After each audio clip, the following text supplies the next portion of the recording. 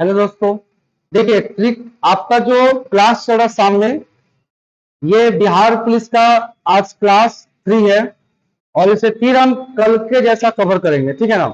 10 प्रश्न रहेगा और 10 प्रश्न बिहार एसआई और बिहार पुलिस से पूछे गए प्रीवियस ईयर क्वेश्चन है, ठीक है। तो शुरू करते हैं हम लोग। आपका पहला क्वेश्चन जो है, देखिएगा। पहला क्वेश्चन है, ध्वनि ऊर्जा को विद्युत ऊर्जा में कौन बदल देती है? ध्वनि ऊर्जा को विद्युत ऊर्जा में कौन बदल देती है? आपका ऑप्शन है सितार, डायनेमो, माइक्रोफोन और लाउड स्पीकर। ठीक है, अब जो ध्यान से समझना बात को, जितने भी परिवर्तित ऊर्जा होते हैं ना, इसको आप अगर समझ के बनाओगे तो हमेशा समझ में आ जाएगा। रटना इसको नहीं, समझना ध्यान से, ठीक है। देखिए, ध्वनि, ध्वनि से क्या हुआ? विद्युत। ध्वनि से क्या हुआ? विद्युत। तो ध्वनि से विद्युत होता है माइक्रोफोन। ध्वनि से विद्युत कौन होता है जी? बोलते रहो सब। ध्वनि से विद्युत कौन होता है? ध्वनि ऊर्जा से विद्युत ऊर्जा में कौन बदल देता है? माइक्रोफोन। अब सेम इसका जस्ट विपरीत अभी लिखा हुआ, आपका अरेंज करके लिखेंगे इसमें, ठीक ना, जो आपको लगातार याद होते चले, ठीक है। देखो, माइक्रोफोन क्या करता है? ध्वनि ऊर्जा को किसमें? विद्युत को। लेकिन अगर हम लाउड स्पीकर की बात करें, लाउड स्पीकर, लाउड स्पीकर मतलब डीजे, लाउड स्पीकर मतलब, लाउड स्पीकर क्या करता है? जस्ट विपरीत, यानी करता क्या है? विद्युत से कौन ऊर्जा में? ध्वनि ऊर्जा में। विद्युत ऊर्जा से कौन ऊर्जा में जी? ध्वनि ऊर्जा में। फिर से बताएंगे, लाउड स्पीकर विद्युत से, माइक्रोफोन ध्वनि से। फिर से बोले सब, ध्वनि से विद्युत कौन और विद्युत से ध्वनि कौन? Loud speaker. अब यहाँ पे नेक्स्ट बात करते हैं, तो डायनेमो, ठीक है। डायनेमो को जरा बताओ, डायनेमो किस किस में परिवर्तित करता है? तो डायनेमो सब जानते हैं, यांत्रिक ऊर्जा से विद्युत ऊर्जा, यांत्रिक ऊर्जा से विद्युत ऊर्जा, यांत्रिक ऊर्जा से विद्युत ऊर्जा। जस्ट इसको हम फिर बदलेंगे, फिर आएंगे विद्युत मोटर, विद्युत मोटर। अब बताइए आप, विद्युत मोटर किस में बदलता है? विद्युत से यांत्रिक, विद्युत से, विद्युत से यांत्रिक। विद्युत मोटर विद्युत से यांत्रिक और डायनेमो यांत्रिक से, यांत्रिक से। अब यहाँ पे नेक्स्ट एक और चीज आता है, क्या? सितार, ठीक है। सितार को अगर ध्यान दिया जाए तो ये हो जाता है यांत्रिक से ध्वनि, यांत्रिक से, यांत्रिक से ध्वनि, यांत्रिक से। जब गिटार आप बजाते हो तो उसके लिए कहीं लाइन जोड़ते हो? नहीं जोड़ते हो। तो यांत्रिक से बना, यांत्रिक से बजा, आवाज आया तो यांत्रिक से क्या हो गया? वो ध्वनि आ गया। नेक्स्ट यहाँ पे देखिए हम लोग, अब बात करते हैं विद्युत बल्ब, विद्युत बल्ब। तो बोलिए, विद्युत बल्ब किससे? विद्युत बल्ब, जैसे बल्ब जल रहा है ना, ये बल्ब जला है लाइट्स विद्युत से ना जी, तो हो जाएगा विद्युत से। क्या चीज से? तो बोलिएगा, विद्युत से क्या चीज में? ये क्या हो रहा है? ये प्रकाश हो रहा है ना। तो विद्युत से क्या चीज में? प्रकाश ऊर्जा या फिर उष्मा ऊर्जा, या फिर जैसे देखो 50 वाट का जला है, गर्मी अंदर से लगना शुरू हो गया, यानी कि उष्मा भी उससे आ रहा है। उससे क्या आ रहा है जी? उष्मा भी आ रहा है, प्रकाश भी आ रहा। फिर से जरा रिपीट करेंगे हम लोग, माइक्रोफोन ध्वनि से, लाउड स्पीकर विद्युत से, जस्ट दोनों अपोजिट है ना ऐसे, ठीक है। नेक्स्ट स्टेप देखेंगे, डायनेमो यांत्रिक से और विद्युत मोटर विद्युत से, ये जस्ट ऐसे विपरीत है ना। यहाँ पे नेक्स्ट, सितार यांत्रिक से, सितार यांत्रिक से और विद्युत बल्ब विद्युत से, विद्युत बल्ब विद्युत से। नेक्स्ट अब देखो, विद्युत सेल, फंसाएगा ये सब लिखकर, ठीक ना। विद्युत सेल, विद्युत सेल माने होता है बैटरी। अब बैटरी में जाता है रासायनिक, बैटरी में क्या जाता है जी? तो रासायनिक ऊर्जा से प्रकाश ऊर्जा में, रासायनिक ऊर्जा से विद्युत, बैटरी से भी बल्ब जलता है ना जी, तब विद्युत ऊर्जा ये, और रासायनिक से किस में हो जाएगा? ये प्रकाश में हो जाएगा। विद्युत बल्ब विद्युत से प्रकाश, विद्युत से रासायनिक, रासायनिक से, रासायनिक से प्रकाश। किसको दिक्कत है यहाँ तक? यहाँ तक हुआ कंप्लीट? ठीक है, जैसे उसको स्क्रीनशॉट ले लीजिए सब लोग फास्ट। जो ट्यूबलाइट भी सब जानते हैं ना जी, ट्यूबलाइट भी सेम, देखो ट्यूबलाइट कहो या फिर आप विद्युत बल्ब कहो, दोनों सेम है। ट्यूबलाइट भी विद्युत से कहां जाएगा, प्रकाश में जाएगा।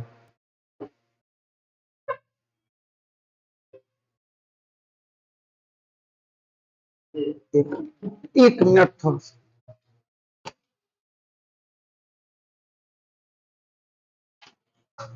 दिख रहा है सबको ठीक से ना? चलिए ठीक है, आगे देख लेते हम लोग। देखिए नेक्स्ट, अब यहाँ बात करते हैं सेकंड सवाल पे चलते हैं, ठीक है ना। फर्स्ट सवाल में डाउट है किसी को? सबको यही पे याद हो गया ना जी? चलो ठीक है, सेकंड में चलते हैं हम लोग। सेकंड आपका सवाल है, पटना साहिब किस गुरु का जन्म स्थल है? पटना साहिब किस गुरु का जन्म स्थल है? चलो बताओ सर। पटना साहिब किसका है जी? गुरु गोविंद सिंह। गुरु सबको पता है ना, पटना साहिब गुरु गोविंद सिंह। अब थोड़ा सा बात को यहाँ ध्यान देते हैं कि पटना साहिब में गुरु गोविंद सिंह का जन्म कब हुआ था? 1600। गुरु गोविंद सिंह का पटना में जन्म हुआ। इन ठीक है ना। अब ये जो है इनका सबसे अच्छा एक और सवाल आता है कि गुरु गोविंद सिंह ने सिख धर्म को 5 कितना 5 पालन करने के कहा। हमेशा आपको रखना है 5 को चीज, ठीक है। कंघा क्या, दूसरा दूसरा आपका कड़ा, तीसरा नृपान, चौथा कच्छा। आप पचवा नृपान में तलवार जो होता है ना वो चीज, ये आप पचवा बाल दाढ़ी आपको कटवाना नहीं है। कई बार जिनका 5 नियम है, तो सिख धर्म पूरा देखें जल्दी 5 में देखो सब लोग बताएंगे। सिख धर्म जो है दिख रहा सबको ना, हाँ सिख धर्म जो, सिख धर्म में कितने गुरु हुए हैं? सिख धर्म में कितने गुरु हुए हैं? सिख धर्म में कितने गुरु हुए जी? 10। अगर आपसे कोई पूछे कि छठा गुरु कौन है, ठीक है, क्या आपसे कोई पूछे जी छठा गुरु कौन है, भाषा सबको रटना है सबको, वैसे इसको भी बोलना है। बोले छठा गुरु कौन है, कोई पूछेगा एग्जाम में तो कोई पूछेगा तो बताना सीधे कि गिन लीजिए। पहला कौन गुरु, बोलिए पहला कौन? गुरु नानक। देखिए नानक, अंगद, अमरदास, रामदास, अर्जुन दास, अर्जुन देव। आप फिर छठा कौन? हर गोविंद, हर राय, हर किशन, तेग बहादुर गुरु। कै गो हो गए? 10 गो। सबका शासन काल भी याद करना, 69 से, पहला 69 से 39, और दूसरा 39 से 52, 52 से 74, 74 से 85, 85 से 6, 6 से 44, 44 से 61, 61 से 64, 64 से 75, और 75 से 8। ऐसे सबको कंप्लीट होना चाहिए। ये कंप्लीट कब होगा वो पता नहीं, बट अगर डेली वीडियो देखिए और उसको याद कीजिए तब कंप्लीट हो सकता है। पहले कौन थे? गुरु नानक। बोलिए पहले गुरु कौन थे जी? दूसरे गुरु अंगद, दूसरे गुरु अंगद, तीसरे गुरु अमरदास, तीसरे गुरु अमरदास, चौथे गुरु रामदास, चौथे गुरु चलिए पांचवें गुरु अर्जुन देव, पांचवें गुरु अर्जुन देव, छठे गुरु हर गोविंद, छठे गुरु हर गोविंद, सातवें गुरु हर राय, सातवें गुरु हर राय, आठवें गुरु हर किशन, आठवें गुरु हर किशन, आठवें गुरु हर किशन, नौवें गुरु तेग बहादुर, नौवें गुरु तेग बहादुर, 10वें गुरु गोविंद सिंह, 10वें गुरु गोविंद सिंह। किसी को दिक्कत यहाँ तक है अभी नहीं ना? सिख धर्म के स्थापना, सिख धर्म के प्रवर्तक कौन कहलाते हैं? तो सिख धर्म के प्रवर्तक कहलाते हैं गुरु नानक। कौन कहलाते हैं जी? गुरु नानक। इनका ये कब से कब तक गद्दी पे बैठे थे? ये कब से कब तक? 1469 से 1500, ये 1539 से 1552। अमरदास 1552 से 1574, ये 1574 से 1581, ये 1581 से 1606, 1606 से 1644, 1644 से 1661, 1661 से 1664, 1664 से 1675, 1675 से 1700। हल्का सा भी दिक्कत हुआ इसमें, दिक्कत हुआ हल्का सा भी। तो पूरा हमको कंप्लीट चाहिए ना जी। 10 गुरु फिर से रिपीट करते हैं, बोले सब। पहले गुरु, दूसरे गुरु, तीसरे गुरु, 10 के थोड़ा बोलो, चौथे गुरु, पांचवें गुरु, छठे गुरु, सातवें गुरु, आठवें गुरु, नौवें गुरु, 10वें गुरु गोविंद सिंह। थोड़ा सा सबके बारे में थोड़ा थोड़ा पढ़ लेते हैं, ठीक है ना। देखो, गुरु नानक जी का जन्म कहाँ हुआ था? गुरु नानक जी का जन्म कहाँ हुआ था जी? इनका जन्म हुआ था तलवंडी में। इनका जन्म कहाँ हुआ था? तलवंडी में। इनका जन्म कहाँ हुआ था? तलवंडी। जन्म कहाँ हुआ था जी? अभी तलवंडी कहाँ है? पाकिस्तान। कहाँ है? पाकिस्तान। ठीक है। गुरु अंगद जी जो है, ये लंगर, जो लंगर विधि था, लंगर और संगत, पंगत और लंगर और संगत, पंगत और संगत उसको बोलते हैं। तो लंगर और संगत ये बनाए रखे, मतलब फ्री खाना अभी तक भी मिलता है। मिलता है नहीं मिलता है जी? अमरदास की बेटी बीबी भानी, इनकी बेटी कौन थी? बीबी भानी। अब इनकी बेटी का चर्चा इसलिए हम कर रहे हैं क्योंकि इनकी बेटी को, और इनके बेटी को अकबर ने 500 बीघा जमीन दिया था। कितना बीघा जमीन दिया था जी? और बीबी भानी जो है, बीबी भानी कौन थे? बीबी भानी। और बीबी भानी का विवाह किनके साथ हुआ? रामदास। बीबी भानी का विवाह किनके साथ हुआ जी? रामदास। बीबी भानी का विवाह किनके साथ हुआ? रामदास। 5 जो थे ना, जो 500 बीघा जमीन मिला था, उसमें क्या करवाए? वो उसमें अमृत शहर का उसी में खुदवाए थे, ठीक ना। अब बाद में वही जाके अमृत शहर बना था, ठीक है। अब नेक्स्ट ध्यान दो, अर्जुन देव। अर्जुन देव रामदास के तीसरे पुत्र, रामदास के तीसरे पुत्र। और रामदास के समय में ही पैतृक गुरु, कौन गुरु जी? पैतृक गुरु। पैतृक गुरु कहने का मतलब जो पिता के स्थान पे बैठना। आज पिताजी रामदास हैं तो कल अर्जुन देव बने, फिर अर्जुन देव के बेटा हरगोविंद, उनके बेटा हर राय, इस तरह से पैतृक गुरु बने, ठीक है। हरगोविंद जब गद्दी पे बैठते थे ना, तो दोनों ओर ऐसे तलवार के पीछे जो है गद्दी, ऐसे तलवार लगा रखते थे, ठीक है। 2 तलवार का है ना, या इसको कहते 22 गद्दी। 22 गद्दी किसने बनवाए? किन्होंने बनवाए? हरगोविंद। 22 गद्दी किन्होंने? हरगोविंद। नेक्स्ट हर राय, हर किशन, उसके बाद तेग बहादुर। अच्छा, अर्जुन देव के एक और सवाल आता है। अर्जुन देव जो है ना, इनको मार दिए थे कौन? जहांगीर। इनको कौन मुगल साम्राज्य ने मारा था? कौन मुगल साम्राज्य जी? जहांगीर। देखो, 2 मुगल साम्राज्य थे जो 2 सिख नेताओं को मारे थे। 2 मुगल साम्राज्य 2 सिख नेताओं को मारे थे। पहला अर्जुन देव को किन्होंने मारा? जहांगीर। अर्जुन देव को किन्होंने मारा जी? जहांगीर। और तेग बहादुर को मार दिए कौन? औरंगजेब। किन्होंने मारा? अच्छा, औरंगजेब क्यों मारे थे? क्योंकि इनके पुत्र खुसरो को ये मदद किए थे। तेग बहादुर, मदद क्या करना? शरण देना, है ना। और जितने भी पहले जो जितने भी मुगल होते थे, उनका कोई ना कोई बेटा कोई राजा के पास जाकर शरण मांगता ही था, ठीक है। आगे देखो, गुरु गोविंद सिंह की बात करें तो गुरु गोविंद सिंह जो है, इनका जन्म कहाँ हुआ था? पटना साहिब। कहाँ इनका जन्म हुआ था जी? पटना साहिब। इनकी हत्या किसने किया था? बोलिए, गुल नामक पठान। कौन पठान? गुल पठान। कौन पठान? कहाँ पे इनकी हत्या हुई थी? नादेड़। नादेड़ कहाँ पे है? महाराष्ट्र। नादेड़ कहाँ पे है जी? महाराष्ट्र। नादेड़ कहाँ पे है? महाराष्ट्र। यहाँ तक क्लियर हुआ सबको? स्क्रीनशॉट ले लीजिए, बाकी लोग फोटो खींच लीजिए।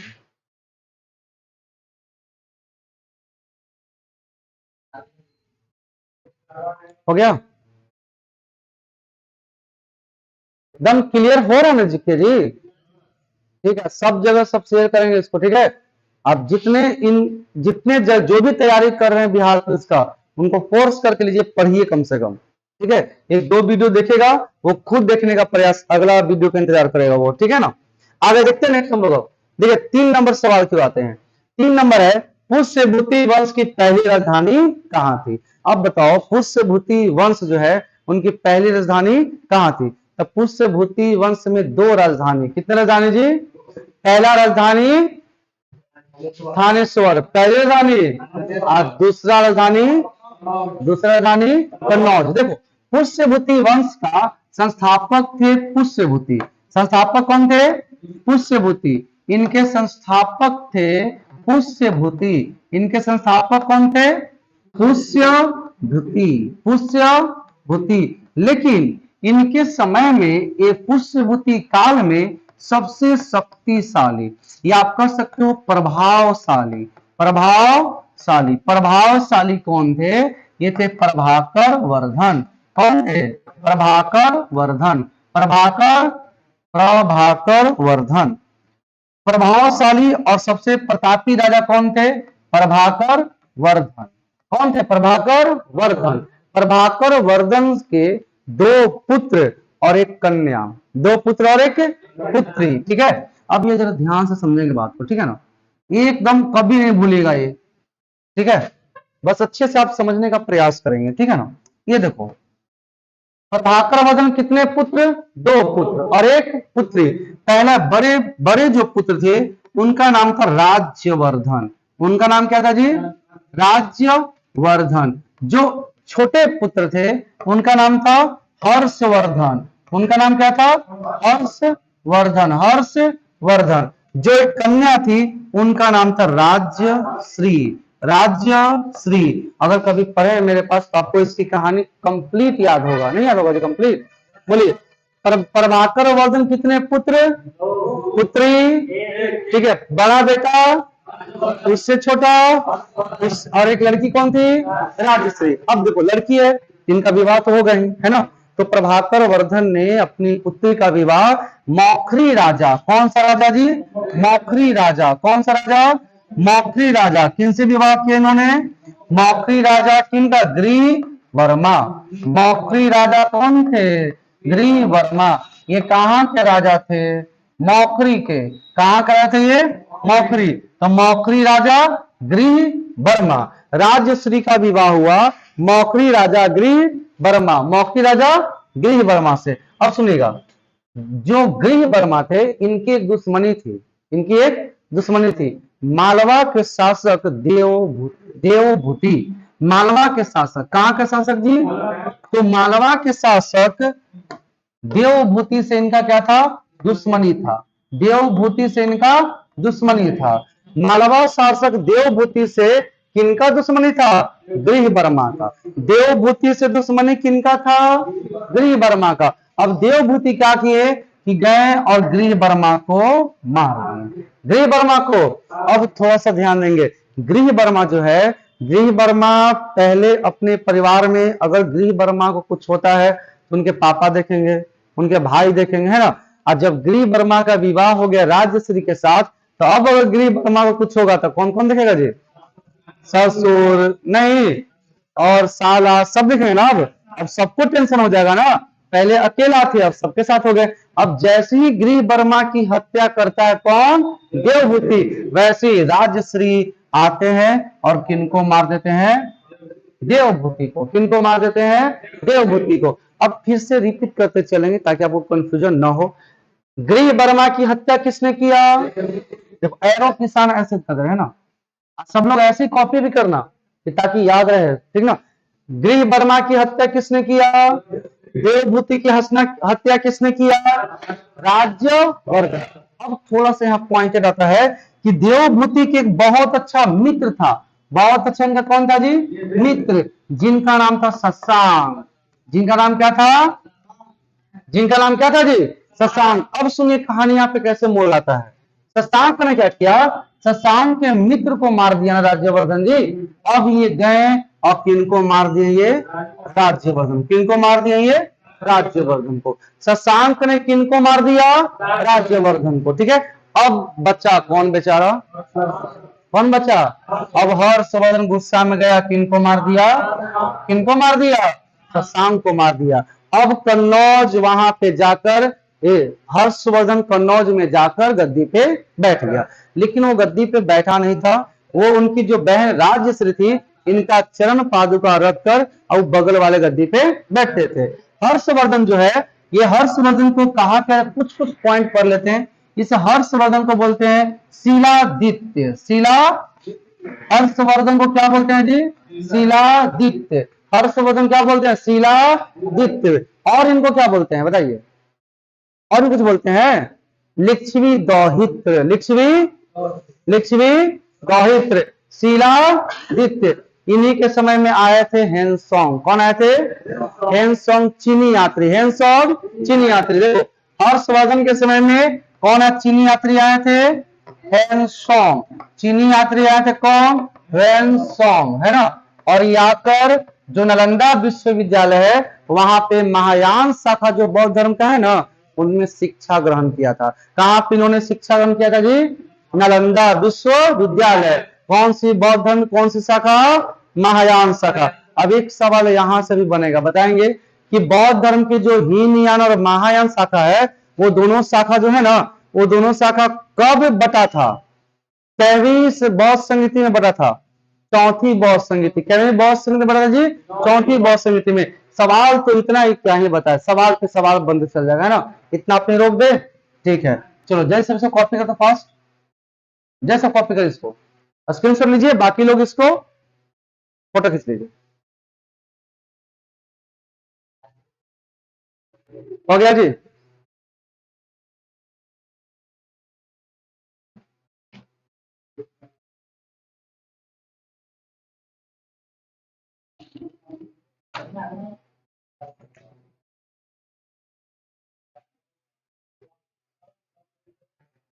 आगे देखिए 4 नंबर सवाल।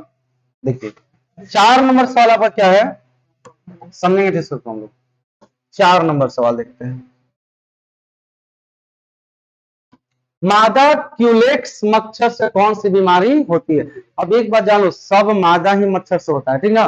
पुरुष मच्छर किसे काटता है जी? नहीं ना काटता। अच्छा बताओ, आदमी में कितना खून? साढ़े साढ़े 5 से 6। महिला में आधा लीटर कम। किस लिए? शादी के बाद चूसने के लिए। जैसे उसका ब्लड चूसा कितना? आधा लीटर। अब दोनों को हो गया बराबर। खून सबसे ज्यादा कौन पीता है? ड्रैकुला। कौन पीता है? और ड्रैकुला का उपनाम होता है बीवी। क्या उपनाम होता है जी? चलो अब यहाँ ध्यान दो, देखो मादा क्यूलेक्स, सारा मादा से सब मादा का पढ़ लेंगे कौन कौन मादा क्यूलेक्स है, ठीक है। देखो पहले मादा क्यूलेक्स मच्छर। मादा क्यूलेक्स मच्छर कौन सी बीमारी होती है, बोलो। मादा क्यूलेक्स मच्छर से कौन सी बीमारी होती है? नहीं पता है। मादा क्यूलेक्स मच्छर से होती है फाइलेरिया। क्या होती है जी? फाइलेरिया। क्या होती है? फाइलेरिया, या फलेरिया भी कह सकते हैं, फाइलेरिया होता है, ठीक है। ध्यान रखते हैं हम लोग। सबसे पहले समझते हैं कि मादा एनफोलिस क्या होता है? मादा एनफोलिस है ना। मादा एनफोलिस, बताओ मादा एनफोलिस से कौन सा, मादा एनफोलिस से कौन सा रोग नहीं सबको पता है? मलेरिया। सब यहां ध्यान दो, बोलते रहो तब याद होगा, ठीक है। 100% फोकस यही होना चाहिए आज रात का क्लास में, ठीक है। बोलिए मादा एनफोलिस। मादा एनफोलिस। नेक्स्ट मादा क्यूलेक्स। मादा क्यूलेक्स क्या? फाइलेरिया। क्या होता है जी? अच्छा फाइलेरिया का मतलब तो समझते क्या होता है? फाइलेरिया से क्या होता है? सुनो, फाइलेरिया को हम हाथी पाव कहते हैं। क्या बोलते हैं जी? हाथी पाव। एक पैर में होगा फाइलेरिया, एक पैर में कभी किसी का हो जाएगा पूरा एकदम मोटा, हाथी से हाथ पैर मोटा हो जाता है ना, तो उसको बोलते हैं फाइलेरिया से होता है बीमारी। फाइलेरिया को हम हाथी पाव भी कह सकते हैं, ठीक है। ये किसको प्रभावित करता है? तो लसिका तंत्र। ये किसको प्रभावित करता है जी? लसिका तंत्र को। पूछेगा फाइलेरिया किसको प्रभावित करता है?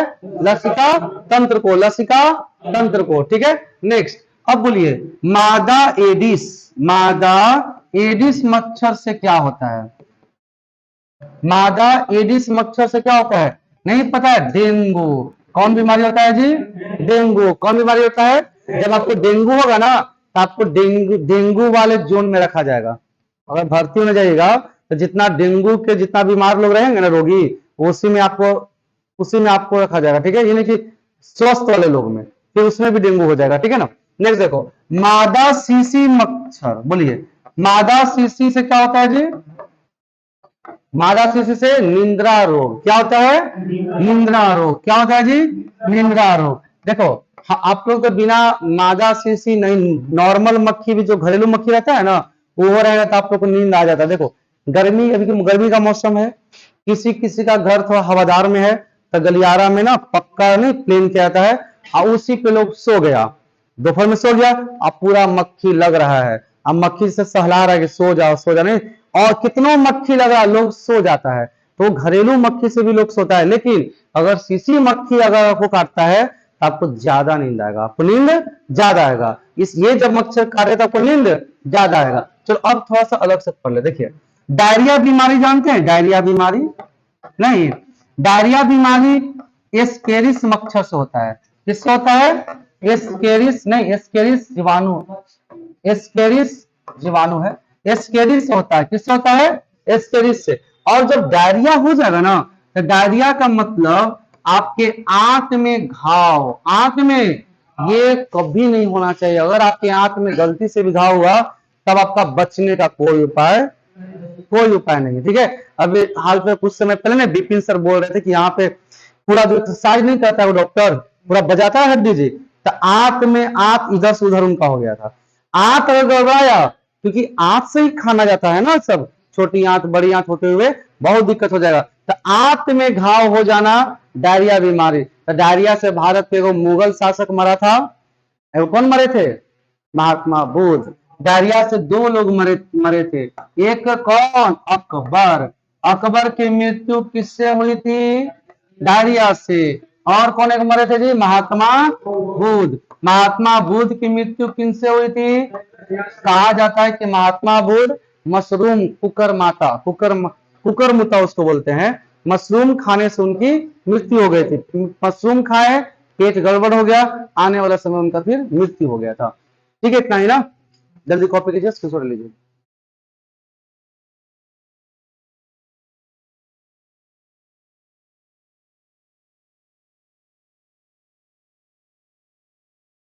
हो गया? देखो नेक्स्ट, अब देखते हैं पांचवा सवाल। पांचवा सवाल है, कांग्रेस अधिवेशन का फोर्थ अध्यक्ष कौन थे?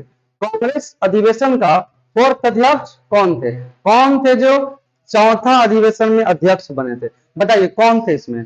चारों का हम लिख दिए हैं, ऑप्शन में चारों आपका लिखा हुआ। कौन बने थे जी?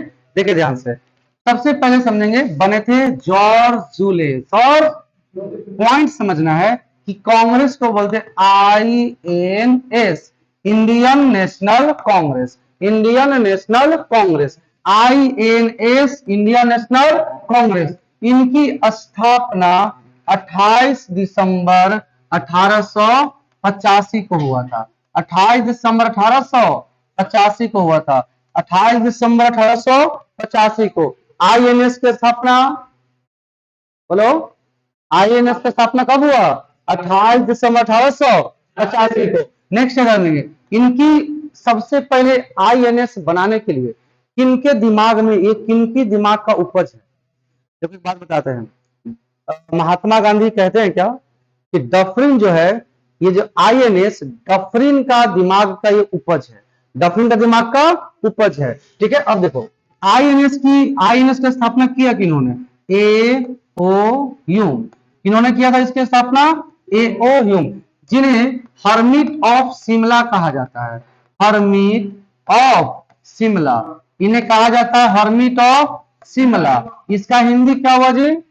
शिमला के संत, शिमला के हर्मिट ऑफ शिमला, मतलब शिमला के संत। अब देखेंगे INS किनके समय, उस समय लॉर्ड गवर्नर कौन थे? लॉर्ड गवर्नर थे डफरिन। लॉर्ड गवर्नर उस समय कौन थे जी? डफरिन। कौन थे लॉर्ड गवर्नर? डफरिन। INS का पहला, ठीक है, अब देखते हैं इनका अधिवेशन। पहला अधिवेशन हुआ था कहां? 1885 में। कब कब हुआ था? 1885 में। और 1885 में कहा हुआ? बॉम्बे। उस समय मुंबई नहीं था, उस समय क्या था? बॉम्बे। उस समय क्या था? बॉम्बे। फिर से रिपीट करो, पहला हुआ कब? कहा हुआ? और इनकी अध्यक्षता किन्होंने किया? तो सबसे पहले किए व्योमेश चंद्र बनर्जी। सबसे पहले किए कौन? रमेश चंद्र बनर्जी, WC बनर्जी। देखिए पहला बार जब हुआ था ना तब 72 प्रतिनिधि ने भाग लिया था। कितने प्रतिनिधि भाग लिया था जी? 72 प्रतिनिधि। नेक्स्ट दूसरा आते हैं, दूसरा आपके 1886 ये कहा हुआ था दूसरा? 1886 में दूसरा कहाँ हुआ था जी? कलकत्ता। कहाँ हुआ था? कलकत्ता। कहाँ हुआ था? ये इनका अध्यक्ष कौन थे? दादा भाई नौरोजी। दादा भाई नौरोजी, दादा भाई, देखो दादा भाई नौरोजी जो है ना, वैसे इनको वृद्ध, भारत का सबसे वृद्ध व्यक्ति किनको बोलते हैं? अच्छा वृद्ध, बूढ़ा है तो वृद्ध उनको कह दिए। ये वृद्ध होके बहुत यंग से भी अच्छा अच्छा काम किए। ब्रिटिश संसद में पहले भारतीय वृद्ध व्यक्ति कौन भाग लिए थे? दादा भाई नौरोजी। तीसरा आते हम लोग, देखो तीसरा कौन? तीसरा हुआ 1887। ये कहा हुआ था? मद्रास। कहा हुआ था ये? मद्रास। कहा हुआ था ये? मद्रास। इनकी अध्यक्षता कौन किए? बदरुद्दीन तैयब जी। बदरुद्दीन तैयब जी। अब आपसे सवाल इसमें यह भी पूछता है कि पहले मुस्लिम कांग्रेस अध्यक्ष कौन थे? तो हम कहेंगे पहले मुस्लिम कांग्रेस अध्यक्ष थे बदरुद्दीन तैयब जी। बदरुद्दीन तैयब जी पहले मुस्लिम अध्यक्ष कौन थे? बदरुद्दीन तैयब जी। ठीक है। नेक्स्ट चौथा 1888। 1800 इनका कहां पे हुआ था? इलाहाबाद। कहा हुआ था जी? और इस समय अध्यक्ष अध्यक्ष कौन थे? जॉर्ज जूले। जॉर्ज, ये अंग्रेज थे, ये भारत के नहीं थे, ये अंग्रेज थे। तो यहां सवाल क्या आएगा कि पहले अंग्रेज कौन थे अध्यक्ष? जॉर्ज जूले। तो फिर से यहां रिपीट किया जाए, है ना। INS का full form Indian national, INC है, सॉरी इसमें INC इंडियन नेशनल कांग्रेस। बोलिए INC इंडियन नेशनल। इनकी स्थापना 28 दिसंबर 1885। इनकी स्थापना किन्होंने किया?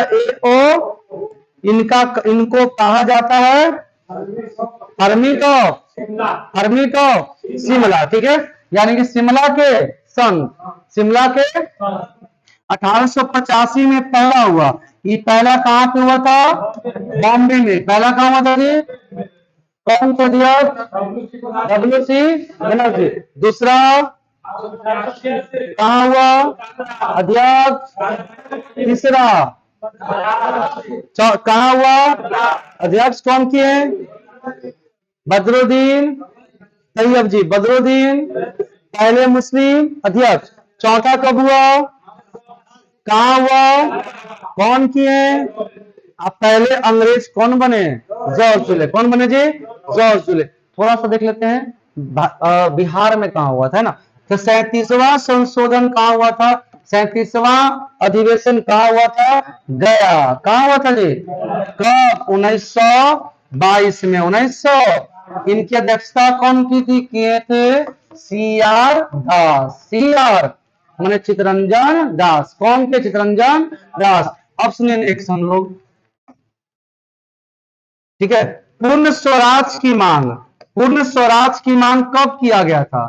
पूर्ण स्वराज की मांग कब किया गया था? तो 1929। 1900। कहां का अधिवेशन? लाहौर। कहां का अधिवेशन जी? और उनकी अध्यक्षता कर रहे थे कौन? जवाहरलाल।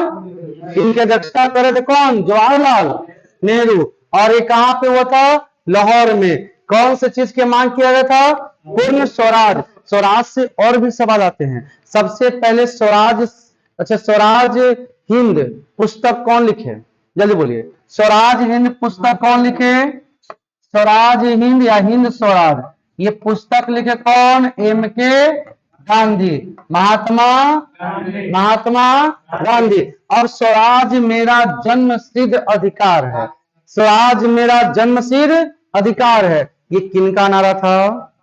बाल गंगाधर तिलक। और पूर्ण स्वराज की मांग किन्होंने किया? नेहरू जी ने। ठीक है, जल्दी से इसको स्क्रीनशॉट लीजिए पास।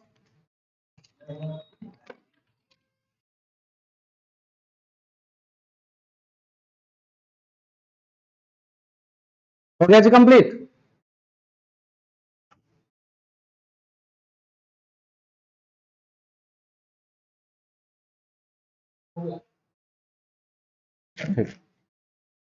अब देखते हैं नेक्स्ट सॉल्व करें हम लोग 6 नंबर, एकदम बहुत जबरदस्त क्वेश्चन, एसआई का मेंस का ही, इसको ध्यान से पढ़े हम लोग, इसका पूरा अच्छे से विवरण कर दिया गया है ना। भारत छोड़ो आंदोलन के प्रस्तावक कौन थे? हम सब जानते हैं भारत छोड़ो नारा किन्होंने दिया था? भारत छोड़ो नारा किन्होंने दिया था जी?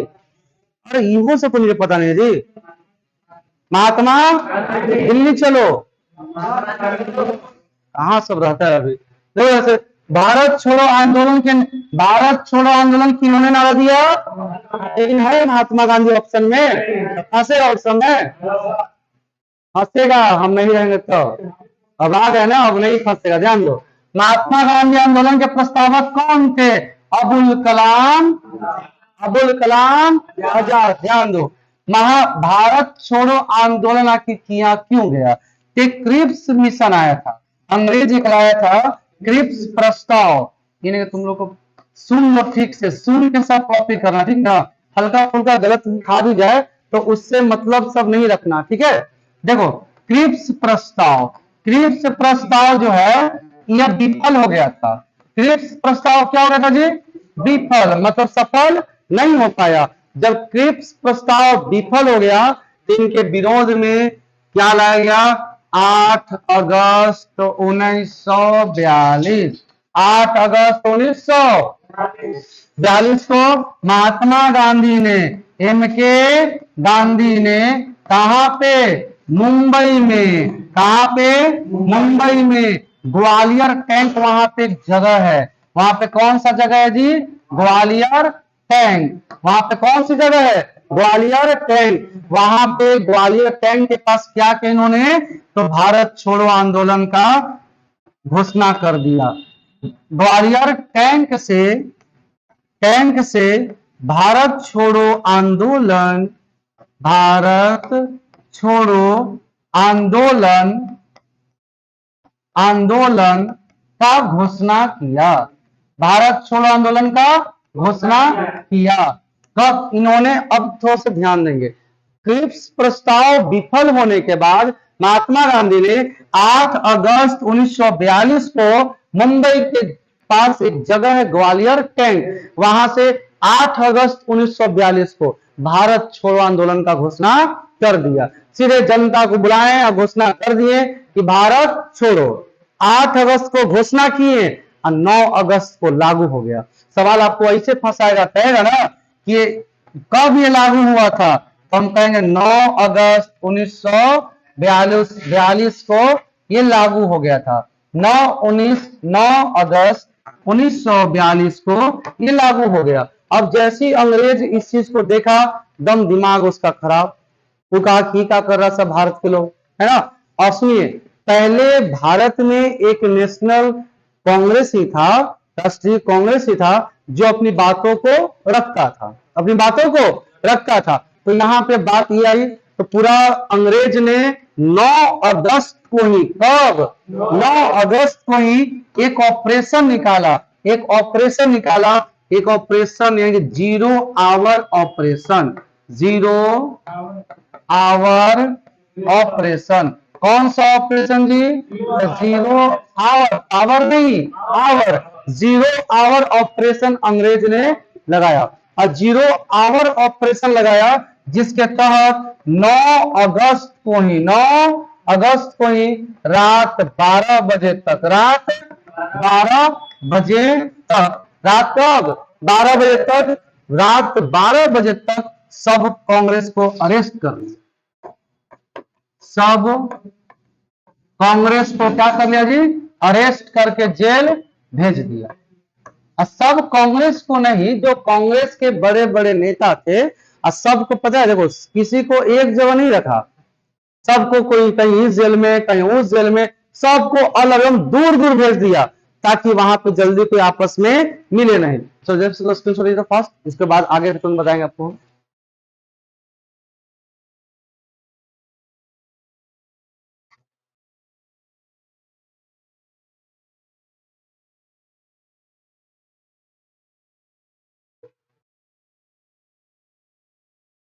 हो गया ना। चलिए अब देखिए आगे, देखिए सर समझेंगे इसको बहुत अच्छे से, अच्छा टॉपिक है सब है, ध्यान देंगे हम लोग। भारत छोड़ो जब आंदोलन हुआ, इस आंदोलन के तहत क्या क्या घटना घटा था, ज्यादा नहीं, जो जो व्यक्ति कोई इसमें फेमस हुए थे, है ना, कोई बड़े नेता और बन गए थे, ये सब थोड़ा हम देख लेते हैं। इस आंदोलन के तहत रात के 12 बजे जीरो आवर ऑपरेशन के तहत भारत छोड़ो आंदोलन में कई लोगों को, कई कांग्रेस के बड़े नेताओं को गिरफ्तार कर लिए थे। चार का हम बता देते हैं। देखो सबसे पहले आएंगे एम के गांधी। एम के गांधी, इनको कौन सा जेल में डाला गया, आगा खां पैलेस। कहा जी, आगा खां पैलेस। और आप सबको मालूम होना चाहिए कि आगा खां पैलेस कहां पे है। बोलिए आगा खां पैलेस कहां पे है जी, पुणे में। आगा खां पैलेस कहां पे है, पुणे में है। आगा खां पैलेस कहां पे है, पुणे में। गिरफ्तार किनको यहां पे डाला गया था, महात्मा गांधी को। ठीक है, next Jawaharlal Nehru, J L Nehru, Pandit Jawaharlal Nehru, इनको कहां डाल दिया गया, तो इनको डाल दिया गया कहां जी, अहमदनगर। अहमद अहमदनगर या अहमदाबाद, अहमदाबाद। इनको कहां डाला गया, अहमदाबाद। इनको किस जेल में डाला गया जी, अहमदाबाद। नेक्स्ट है डॉक्टर राजेंद्र प्रसाद। डॉक्टर राजेंद्र प्रसाद, इनको कहां डाला गया, इनको किस जेल में डाला गया था, इनको जेल में डाल दिया गया था कहां पे, इनको डाला बांकेपुर। कहां डाला था जी, बांकेपुर। देखे ना सबके बहुत दूर दूर, इस कोना में तो ऊ कोना में, मतलब इधर तो उधर। एक और थे, कौन थे, जयप्रकाश नारायण। जयप्रकाश नारायण, इनको कहां भेजा गया था, जयप्रकाश नारायण को कहां डाला गया था, तो इनको डाला गया था हजारीबाग। हजारी, लेकिन जयप्रकाश नारायण बहुत चंट थे, समझे नहीं, ये सुनबे नहीं किए, ठीक है जेल डाल दो, कोई दिक्कत नहीं। काम क्या हुआ देखो, महात्मा गांधी बहुत निश्चिंत रहते थे। महात्मा गांधी जब जब जेल में गए तुरंत छूटे। कैसे छूटे, रूस जाते थे ना, ये खाने पीना नहीं खाते, जाओ रख ले रहो जेल में, मर जाएगा तो तुमको जवाब देना फिर जाकर लंदन में। खाने पीने नहीं खाते, अनशन करते थे। ठीक है, अभी आपको कल ही हम एक सवाल बताए थे कि राम लल्लू कौन थे, राम लल्लू। सोचो पूरा भारत में हर समिति ने इस मांग को ठुकरा दिया कि भाषा पर कोई राज्य बनेगा, सब ठुकरा दिए। जे भी पी ठुकरा दिए और इसके दर ठुकरा दिए, सब ठुकरा दिए, लेकिन एकमात्र व्यक्ति जो गांधीवादी थे, राम लल्लू, श्री राम, 50 दिन के अनशन किए, आज सरकार को झुकना पड़ा। कहा कि ठीक है जल्दबाजी में 1953 में कर जाओ, एक नया राज्य बना लो। ठीक है ना, इस तरह से हुआ था। तो एक अनशन, ये बहुत बड़ी चीज है। अगर आप अनशन में मर जाएंगे, इतना आंदोलन उग्र हो जाता है कि सरकार रोकने से भी नहीं रुक पाता है वो। ठीक है, अब देखो जयप्रकाश नारायण ने क्या किए, हजारीबाग से भाग गए। हजारीबाग से भाग गए, शिवाजी का रोल निभाए। शिवाजी जेल से भागे थे ना जी, किनके कैसे भागे थे, औरंगजेब के कैसे, कहां से भागे थे, आगरा से भागे थे। ये भी भाग गए। ये भागे कब, दिवाली के समय। कब भागे जी ये, उस समय त्योहार था दिवाली, दिवाली त्योहार के समय ये हजारीबाग से भाग गए। दिवाली त्योहार के समय हजारीबाग से भाग गए, और भागे ना तो निकलने के बाद इन्होंने क्या किया, आजाद दस्ता की स्थापना किया। एक आजाद दस्ता बनवाए। क्या बनाया इन्होंने, आजाद दस्ता। कौन सा आंदोलन, आजाद दस्ता आंदोलन। और इसी आंदोलन में फेमस हो गए, आजाद दस्ता आंदोलन, और इसी आंदोलन में ये फेमस हो गए, इसी आंदोलन में ये फेमस हो गए। भारत छोड़ो आंदोलन में एक और घटना घटा था, सचिवालय गोली कांड। सचिवालय में इतना गोली चला, इतना गोली चला, क्या ही बताएं। सचिवालय गोली कांड, आपसे एग्जाम में पूछा जाएगा कि सचिवालय गोली कांड किन, कौन सा आंदोलन के समय हुआ था, तो हम बोलेंगे भारत छोड़ो आंदोलन। भारत छोड़ो आंदोलन। चलिए जस्ट कॉपी कर लीजिए, इसको स्क्रीनशॉट ले लीजिए आप पास।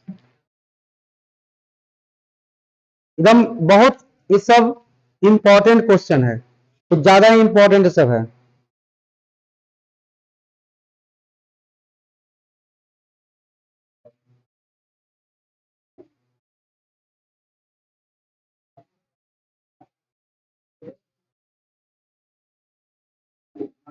हो गया। आगे देखो नेक्स्ट। अब हम बात करते हैं 7 नंबर सवाल। वित्तीय आपातकाल अब तक कितनी बार लगाया गया? तो बोलो वित्तीय आपातकाल कै बार? 3 बार। कै बार? हाँ, यही चीज होता है, अधूरा ज्ञान कभी सफल नहीं मिलेगा, कभी नहीं। इसलिए हम जीके में जो भी प्रश्न बता रहे हैं, अगर एक टॉपिक शुरू कर रहे हैं तो उससे अप्रॉक्स सब हम बता ही दे रहे हैं, ठीक है ना, एक भी नहीं छोड़ रहे हैं। देखें ना आप लोग, शुरू करें इसको। हम आपातकाल के बारे में शुरू करते हैं। वित्तीय आपातकाल अब तक एक बार भी नहीं लगा। वित्तीय आपातकाल अब तक एक बार भी नहीं लगा। समझे क्या है वित्तीय आपातकाल? आपातकाल पहले क्या होता है हम ये समझेंगे। आपातकाल जो है, ये आपातकाल 3 तरह के। आपातकाल कै तरह के जी? 3 तरह के। आपातकाल कितने तरह के होते हैं? 3 तरह के होते हैं, ठीक है ना। पहला आपातकाल को बोलते हैं राष्ट्रीय आपातकाल। क्या बोलते हैं जी? राष्ट्रीय आपातकाल। पहला बोलते हैं राष्ट्रीय आपातकाल, आपातकाल। पहला को बोलते हैं राष्ट्रीय आपातकाल। दूसरा को बोलते हैं संवैधानिक आपातकाल, संवैधानिक आपातकाल। बोलिए पहला को क्या बोलते हैं? राष्ट्रीय आपातकाल। और दूसरा को क्या बोलते हैं? संवैधानिक आपातकाल। तीसरा बोलते हैं वित्तीय आपातकाल। कौन सा आपातकाल? तो वित्तीय आपातकाल। आपातकाल कितने प्रकार के होते हैं? 3 प्रकार के। राष्ट्रीय आपातकाल, वित्तीय आपातकाल और नहीं, राष्ट्रीय, संवैधानिक और वित्तीय। राष्ट्रीय आपातकाल अब तक कितनी बार लगाया गया? तो पहली बार, दूसरी बार और कितनी बार? तीसरी बार। पहली बार लगाया गया कब? 1962, 1900। दूसरी बार 1971। तीसरी बार 1975, है ना। चलिए, पहली बार क्यों लगाया गया था? तो वजह क्या हो गई थी उस समय लगाने की? तो भारत और चीन युद्ध, भारत और चीन युद्ध। उस समय भारत और चीन में क्या हो रहा था जी? युद्ध हो रहा था। दूसरा 1971 में भारत और बांग्लादेश, भारत और नहीं पाकिस्तान, भारत और पाकिस्तान युद्ध। अब बताओ, भारत पाकिस्तान से युद्ध किनके लिए 1971 में लड़ा था? क्या जरूरी था भारत के लड़ना? बताइए। बांग्लादेश को। क्यों? किससे बांग्लादेश को आजाद करने के लिए? पाकिस्तान बांग्लादेश को छोड़ रहा था जी। लोग कहते हैं कि पाकिस्तानी मुस्लिम हिंदू को प्रताड़ना करते हैं। बांग्लादेश में मुस्लिम थे ना, तब वो डेली एकदम 1 लाख लोग को मारना, बहन बेटियों को इज्जत लूटना, धन लूटना, यही तो सबका काम था, ठीक है। तो अब इंदिरा गांधी को जरूरी क्या पड़ा था? हुआ क्या था उस समय कि बांग्लादेश से सब मुस्लिम लोग जो भी वहां पे लोग रहते थे वो सब भारत में पलायन करते थे, पश्चिम बंगाल में। तो इंदिरा गांधी इसलिए युद्ध किए थे कि ताकि हमारा देश में ज्यादा बांग्लादेशी ना आए, फिर हमारा देश में जगह ना बचेगा। फिर हर चीज देखिए कितना भारत में जनसंख्या है, इसलिए चीज हुआ था, ठीक है। अब देखो, जिस बांग्लादेश को भारत ने जन्म दिया, जिस बांग्लादेश को भारत ने जन्म दिया, वही आज हम लोग के पीछे पड़ा है। नहीं, माँ बाप पूरा सेवा करके बहुत बचपन से आपको पालन पोषण करेंगे आपको, अब आप माए बाप से हाथ उठाइएगा तो वही ना कहानी इसमें हो रहा है। अभी बांग्लादेश का बुरा हाल होने वाला है। अभी इस आजकल बहुत ही न्यूज में चल रहा है ना। 1975 में क्या हुआ था? अशांति, भारत में आंतरिक अशांति, आंतरिक अशांति। भारत में क्या हुआ था जी? आंतरिक अशांति, आंतरिक अशांति। अब सुनिए ध्यान से हम लोग कि, ठीक है, समझिए ध्यान से। आपातकाल किन किन वजह से लग सकता है? आपातकाल लगने के लिए 3 वजह। पहला वजह क्या है? पहला वजह विदेशी आक्रमण। पहला वजह क्या है जी? विदेशी आक्रमण, विदेशी आक्रमण। और दूसरा वजह सशस्त्र विद्रोह, सशस्त्र विद्रोह यानी कि आंतरिक विद्रोह। सशस्त्र विद्रोह कह सकते हैं या फिर आप आंतरिक विद्रोह कह सकते हैं। अब सुनिएगा, अब भारत में राष्ट्रीय आपातकाल लागू करने के लिए अगर आपके देश में आंतरिक विद्रोह होगा, आंतरिक अशांति होगा, तो अब राष्ट्रीय आपातकाल नहीं लगेगा। भारत में कोरोना काल आया था, आपातकाल लागू हुआ था, आपातकाल लागू हुआ था जी, लॉकडाउन लगा था ना जी। तो आपातकाल का दूसरा रूप समझिए कि जो हम लोग लॉकडाउन में स्थिति देखे ना, उस सेम स्थिति क्या है, आपातकाल। ठीक है ना। चलो, ये तीन तरह के जो ये बांटा गया था वो बांटे थे मोरारजी देसाई 44वां संशोधन करके 1978 में। ठीक है। अब देखो, अब 1975 में जो आपातकाल लगा था ना, ये 21 महीना चला था। ये कितने मंथ चला था जी, 21 मंथ। बताओ, हम लोग का लॉकडाउन पहले 10-15 दिन के लिए लगा, एक दिन के लिए लगा, 30 दिन के लिए लगा, हालत खराब था, नहीं हालत खराब था जी, 21 महीना तक। बताइए, लॉकडाउन से भी कड़ा नियम था क्या, राष्ट्रीय आपातकाल, बाहर आप नहीं निकल सकते हैं। बहुत खतरा था। सोचो कैसे उन लोग सब जिया होगा, कैसे अपने जीवन में उन लोग, है ना, बिताया होगा उस समय। संवैधानिक आपातकाल का मतलब होता है राष्ट्रपति शासन। राष्ट्रपति, संवैधानिक आपातकाल का मतलब होता है राष्ट्रपति शासन। तो राष्ट्रपति शासन कब लगता है, तो जब किसी राज्य में चुनाव के बाद जो दल जीत गया, तो जीतने वाले दल या उनके समूह में अराजकता फैल जाए, राज्य बनने की संभावना न हो, तो उस समय केंद्र सरकार कहती है कि अब यहाँ पे शासन हम करेंगे, राष्ट्रपति शासन करेंगे। कौन शासन करेंगे जी, कब, जब राज्य में कोई दल, सब दल में अराजकता फैल जाए, कोई सरकार अच्छे से न चला पाए। ठीक है। तो सबसे पहले ये 1951 में कहा लगा था, पंजाब में। कहा लगा था, और सबसे ज्यादा दुरुपयोग हुआ है। सबसे ज्यादा क्या हुआ जी, दुरुपयोग हुआ। राष्ट्रपति शासन सबसे ज्यादा क्या हुआ है, दुरुपयोग हुआ है। ठीक है। अब देखो, वित्तीय आपातकाल ये कब आएगा, जब देश में वित्तीय संकट हो जाए। जब देश में क्या हो जाए, वित्तीय संकट हो जाए, जब देश में खाए पीला कुछ नहीं, या और कोई दुनिया के देशों और अलग अलग देशों से कुछ खतरा हो जाए, तब समझिए कि आपका वित्तीय आपातकाल लग जाएगा। वित्तीय आपातकाल का मतलब आप भारत से विदेश के जो सामान आयात निर्यात होता है ना, एक्सपोर्ट इंपोर्ट, वो कुछ नहीं होगा, सब बंद। ठीक है। तो वित्तीय आपातकाल अब तक एक बार भी नहीं लगा, एक बार भी नहीं लगा। स्क्रीनशॉट लीजिए फास्ट।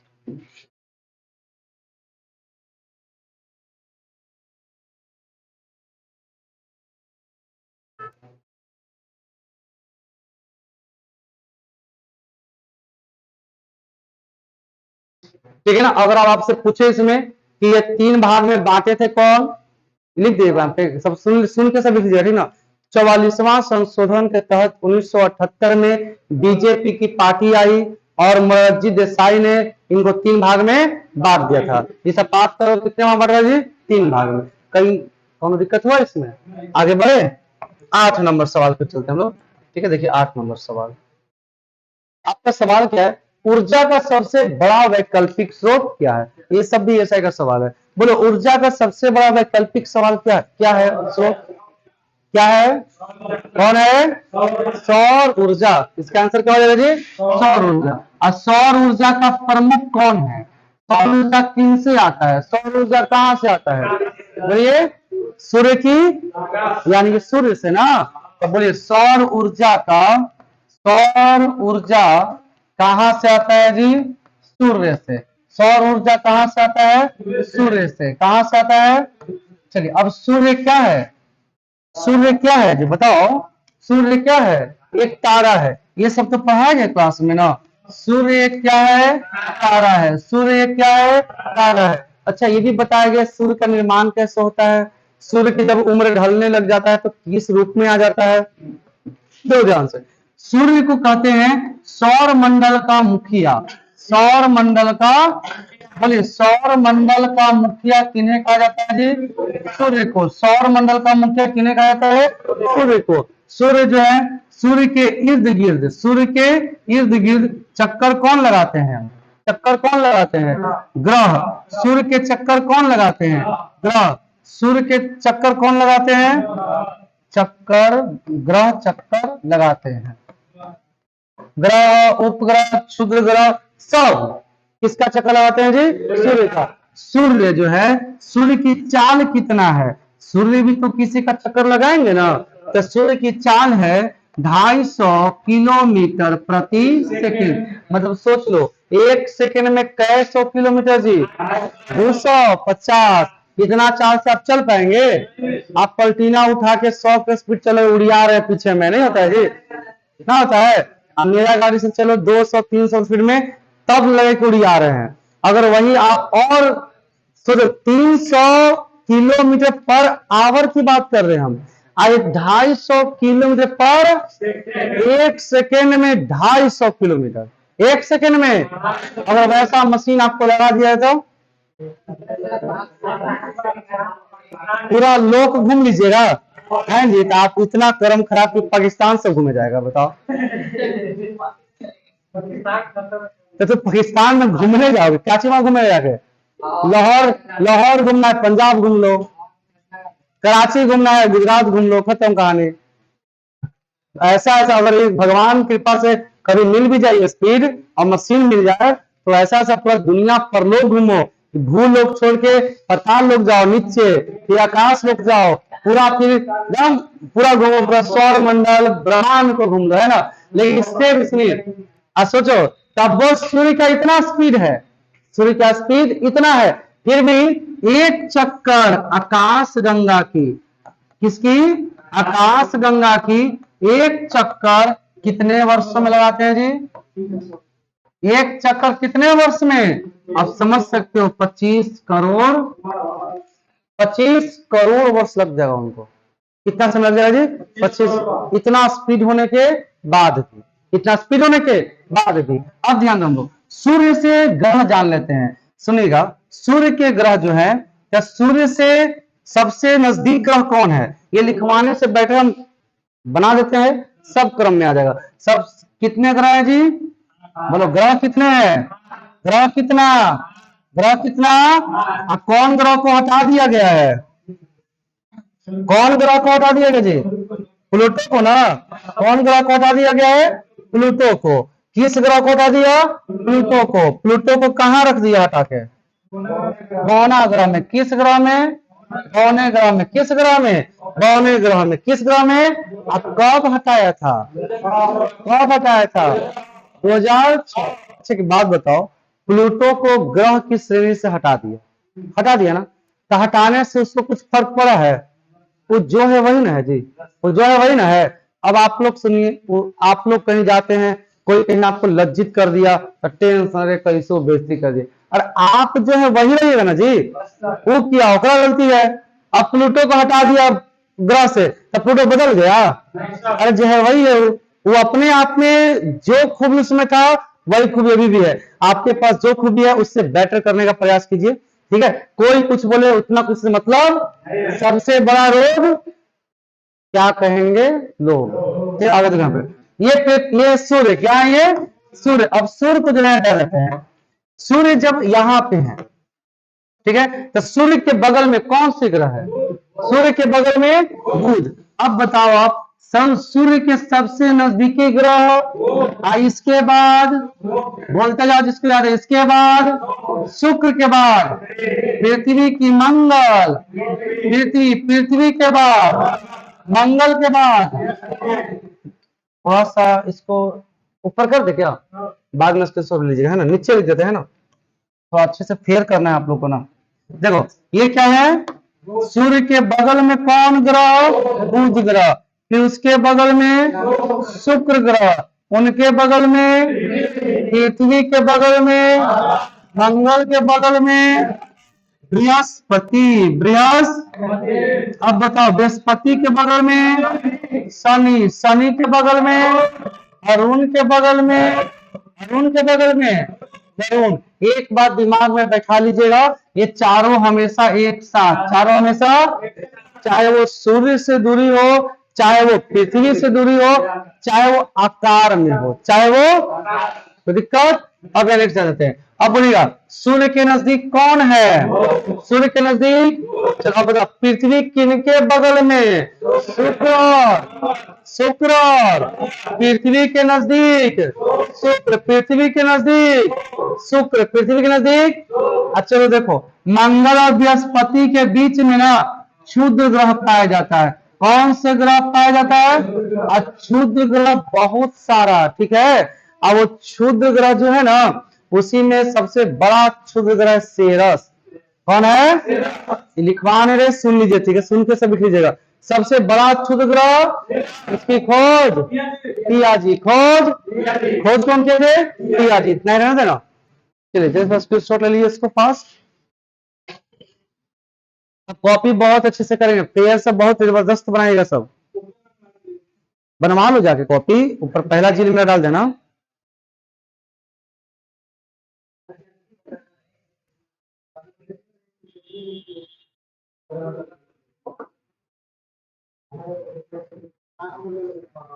हो गया कंप्लीट। देखो 9 नंबर सवाल के लिए 9 नंबर सवाल। 9 नंबर सवाल क्या कहता है आपसे कि विश्व और भारत की सबसे ऊंचा गुरुत्वीय बांध कौन है? या भारत ले चलो, भारत सबसे ऊंचा गुरुत्वीय बांध कौन है? अब बताइए कौन है? इसमें होता क्या है, दो सवाल, दो इसमें डाउट लेवल, एक टिहरी बांध और एक भाखड़ा नांगल। टिहरी बांध और सुनिए, टिहरी बांध भारत की सबसे ऊंची बांध है, भारत की सबसे, लेकिन लेकिन भारत की सबसे ऊंची गुरुत्वीय बांध कौन है? भाखड़ा नांगल। कौन है जी? ध्यान यहाँ पे, चल देखते हैं। भाखड़ा नांगल बांध, बोले भाखड़ा नांगल बांध किस नदी पर है? भाखड़ा नांगल बांध किस नदी पर है? सतलज नदी। कौन सी नदी पर है जी? कौन सी नदी पर है? सतलज। कौन सी नदी पर है? कौन सी नदी पर है? सतलज। भाखड़ा नांगल जो है ये किस राज्य में है? तो ये पंजाब। ये कहा? पंजाब और हिमाचल, ये दोनों के सीमा पर, हिमाचल प्रदेश के बीच में कहो या दोनों के सीमा पर। पहले पंजाब था, लेकिन हिमालय नजदीक होने के कारण हिमालय से नाम पड़ गया हिमाचल, और पंजाब और हिमाचल प्रदेश अलग अलग हो गया। हिमाचल प्रदेश कब अलग हुआ? 1971। 1900। चलो आगे देखो, हिमाचल प्रदेश। अब जरा ध्यान देंगे हम लोग, ठीक है ना। भारत की सबसे लंबी बांध, भारत की सबसे, बोलिए लंबी बांध कौन है? हीराकुंड। लंबी बांध, लंबी बांध, बोलते हो सब, लंबी बांध हीराकुंड। किस नदी पर? महानदी। किस नदी पर? कौन सी नदी पर जी? कौन सी नदी पर? महानदी। महानदी किस राज्य में? किस राज्य में? किस राज्य में? अच्छा देखो, महानदी में गांव, उड़ीसा नदी का ही शोक नदी है। महानदी जो है उड़ीसा राज्य का शोक, उड़ीसा का शोक नदी किसे कहते हैं हम लोग? महानदी का। उड़ीसा का शोक किसे कहते हैं? उड़ीसा का शोक किसे कहते हैं? महानदी। अब बताओ तो बंगाल का शोक हो जाए, बंगाल का शोक, बंगाल का शोक, बंगाल का शोक नदी जी, ठीक है। अब बताओ बिहार का शोक नदी, बिहार का शोक नदी, ये याद है ना, ये बिहार का शोक नदी कट रहा क्या? बिहार का शोक नदी कोसी, और बंगाल का शोक नदी दामोदर। बंगाल का शोक नदी। अच्छा एक सवाल और यहाँ पे आता है, आप बताओगे दामोदर नदी जो है, ये दामोदर नदी किस राज्य से निकलती है? पढ़ाए पिछले वीडियो में, डेली वीडियो को रिवीजन थोड़ा कर लिया करो आप लोग। ये दामोदर नदी निकलती है झारखंड, झारखंड के ऊपर छोटा नागपुर पठार से। अब लिखवाएंगे नहीं, ठीक है। बिहार कौन? बिहार का शोक कोसी, बिहार का शोक। अब कोसी कहां से निकलती है जी? नेपाल से। कोसी कहां से निकलती है? अब कोसी को बोलते हैं ज्यादा मार्ग बदलने वाली नदी, ठीक है। अब थोड़ा यहाँ से फिर से रिपीट कर ले, बताओ हीराकुंड कौन नदी पर?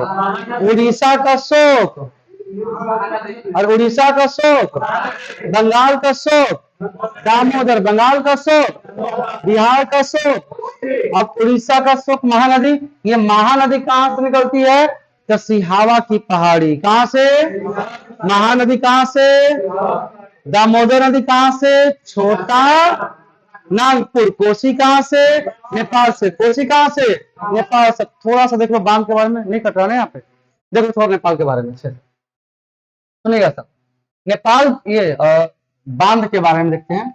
सबसे बांध जो आपका है, ये बांध में बात करते हैं तो इंदिरा गांधी बांध, इंदिरा गांधी इंदिरा गांधी बांध ये किस नदी पर है? चलो देखते हैं। जवाहर सागर बांध, जवाहर सागर बांध।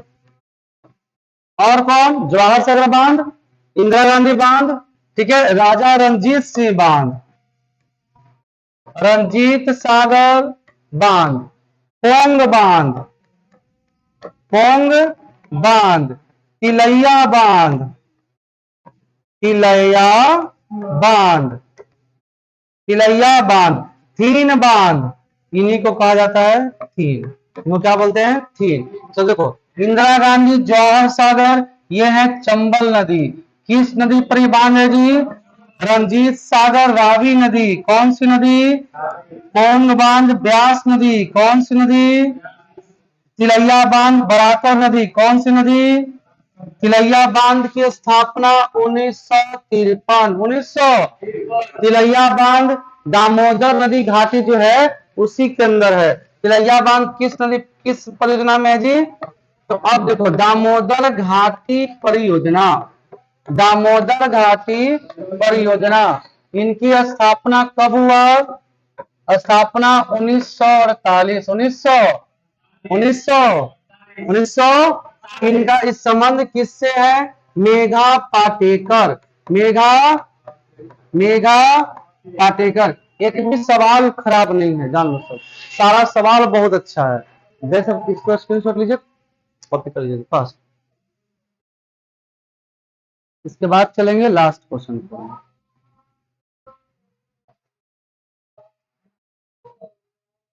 हो गया ना जी? एकदम बहुत अच्छे से, जितने हम लोग 9 क्वेश्चन पढ़े हैं इस सबको अच्छे से कॉपी में क्लियर कर लीजिएगा और रिवीजन डेली कीजिएगा, ठीक है। सैटरडे का इसका टेस्ट होगा, सब टेस्ट में अच्छा नंबर लाएंगे। जो ऑनलाइन वाले हैं वो भी सब इसको डेली रिवीजन कर लेंगे। सैटरडे का टेस्ट का जो कॉपी यूट्यूब के लिंक में डाला जाएगा वो, ठीक है। देखो, भारत किस देश के साथ सबसे लंबी सीमा बनाती है? अब बताओ पहले, भारत सबसे लंबी सीमा कौन देश से बनाती है जी? बांग्लादेश। भारत के पड़ोसी देश कै गो? 9 गो। कै गो? कै गो जी? 2 गो है जलीय, 7 गो है, 2 गो जलीय, 7 गो। चलो चलो देखते हैं हम लोग। स्थलीय का तो ट्रिक होता है ना जी, स्थलीय का ट्रिक पाया गया आपको? स्थलीय पड़ोसी देश, स्थलीय पड़ोसी देश, इसका ट्रिक क्या था? बचपन में एमबीए किया, बचपन में एमबीए किया, बचपन में क्या किया जी? एमबीए किया। देखो सब लोग बोलेंगे ब से बांग्लादेश, ब से, च से चीन, च से, प से पाकिस्तान, प से पाकिस्तान, न से नेपाल, न से नेपाल, न से नेपाल, एम से म्यांमार, एम से गलती से मालदीव नहीं बनाइएगा। मालदीव एक द्वीप में है जी, तो द्वीप किससे कहते हैं? जिसके चारों ओर जल हो, तो इसका मतलब द्वीप तो जलीय सीमा बना दिया हो, ठीक है ना। बी से भूटान, बी से, ए से अफगानिस्तान, ए से कौन? अफगानिस्तान, ए से कौन? अफगानिस्तान, दिख रहा ना? ठीक है, याद आ दो। ए से अफगानिस्तान। बोलेंगे सबसे लंबी सीमा बांग्लादेश, कितना? 4096, ठीक है। छोटी सीमा, छोटी अफगा कितना? 106, 100, मात्र 106 किलोमीटर, मात्र 106 किलोमीटर, ठीक है। नेक्स्ट है ध्यान तुम लोग समझेंगे। बांग्लादेश जो है, बांग्लादेश का सृजन हुआ 1971, 1900, ठीक है। अच्छे बताओ, पहले एक साल यहाँ पे हो जाए। बंगाल, हमारा बंगाल है ना, तो बंगाल पूरब दिशा में है कि पश्चिम दिशा में है? पूरब में कि पश्चिम में? पूरब में है ना जी। तो उसको पश्चिम बंगाल क्यों कहते हैं? क्योंकि बांग्लादेश बंगाल का ही आधा है। बंगाल का हुआ कि बांग्लादेश ये क्या है? ये है बंगाल। पहले क्या था? ये इनका दो हिस्सा हुआ, ये हिस्सा चला गया बंगला और ये बच गया भारत में। तो भारत, ये जो बंगाल था, बंगाल जब दो भाग में बटा, एगो पूरब बटा, एगो पश्चिम बटा, तब पूरब वाला चल गया कहा? अब पश्चिम में रह गया भारत में, इसलिए हो गया पश्चिम बंगाल। इसलिए क्या हो गया? पश्चिम बंगाल। ध्यान दो, पाकिस्तान के साथ कौन सी सीमा भारत बनाती है? Red Cliff. कौन सीमा? कौन सीमा जी? Red Cliff. इसकी स्थापना कब हुआ था? 1947। 1900 इनके द्वारा निर्धारण। सर रेड दम रातों रात पूरा लाइन खिंचवा दिए। जे बीच में घर है जिसको दो टुकड़ा करवा दिए, एकदम हट जाओ। अब जिसका घर घर है मान लीजिए, ठीक है, यहां से आया, एगो भाई ई में होगा, एगो भाई, एगो पाकिस्तान का, एगो, ठीक है ना। अब फिर देखो यहाँ पे, इसी के लिए तो बहुत लफड़ा भी लगा था। बेगम फिल्म भी आया हुआ है, वो पूरा बेगम का था, ठीक ना, वैश्याओं लोग का घर था, उसके बीचे बीच एकदम नहीं हट रहे थे उन लोग, नहीं हटेंगे। हम यहाँ से अगर आपको लाइन खींचना है, उधर से लेकर चलो। अंग्रेज पूरा घरे जला दिए। जाओ, उस समय अंग्रेज का शासन था, कुछ भी कर सकता है ना। चलो यहाँ देखो, नेपाल, नेपाल को छोड़ो, यहाँ पे और कौन? अच्छा, इसमें और है ना जी, LOC, line of control 1972, line of control 1900। अच्छा, चीन के साथ कौन सी रेखा है? मैक मोहन। हिंदी चीनी भाई भाई, जवाहरलाल नेहरू के नारा था, ठीक है। अब हिंदी चीनी भाई भाई है जी। जवाहरलाल नेहरू के भी हिंदी चीनी भाई भाई कह के तिब्बत छीन लिए, तिब्बत। और के बाद नजर गड़ले कौन पर? पूर्वी भारत। कौन पर? पूर्वी भारत में कई गो राज, कई गो बहन? 7 बहन। अब यहाँ देखो, कंप्लीट हो गया। अफगानिस्तान से था डुरांड रेखा। कौन रेखा थी जी? लेकिन देखो, डुरांड रेखा पहले था भारत और पाकिस्तान, भारत और, लेकिन अंग्रेज ने अफगानिस्तान को अलग देश बना दिया। अलग शुरुआत में क्या था? समझ, एक मिनट समझे, अच्छी समझ। भारत और अफगानिस्तान के बीच कौन सी रेखा थी? डुरांड। कौन सी रेखा थी? जैसे देखो, यहाँ पे आपका पहले ऐसे भारत था, इधर ऐसे था, ठीक है ना। यहाँ से अलग बना, ये चल गया अफगानिस्तान, हो गया भारत। लेकिन फिर ऐसे हो गया है ना, तो ये हो गया पाकिस्तान। तो अब वर्तमान में डुरांड रेखा अफगानिस्तान और पाकिस्तान, अफगानिस्तान और भारत के बीच अब वो नहीं है। भारत के बीच अभी है जो वो बिल्कुल नहीं, अब खत्म हो गया उसका कहानी, ठीक है। म्यांमार अलग करता है कोको द्वीप। कौन द्वीप? कोको द्वीप। कौन अलग करता है जी? कोको द्वीप। चलो, किसको दिक्कत याद रखा है भाई? कंप्लीट हो गया ना। चलिए ठीक है, अब रिवीजन कर दे पूरा, स्क्रीनशॉट पर जल्दी लीजिए फास्ट।